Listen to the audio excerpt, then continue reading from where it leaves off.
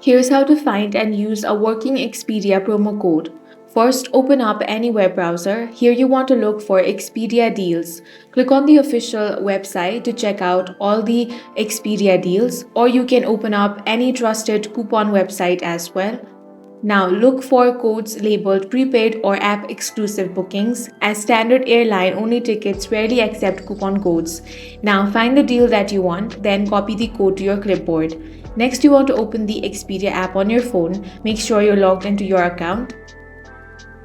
Now you want to search for eligible hotel or flight and hotel package deal and make sure to select pay now option if prompted, as promo codes will not work for pay at property reservation. Proceed through the booking steps until you reach the final checkout and payment screen. Here find the option of coupon code and select that. Now enter the code in the box, then hit apply. You will see your total price drop instantly before you complete the booking, and that's how you can find and use a working promo code on Expedia app. If you found this video useful, make sure to hit the like button and subscribe for more videos like this.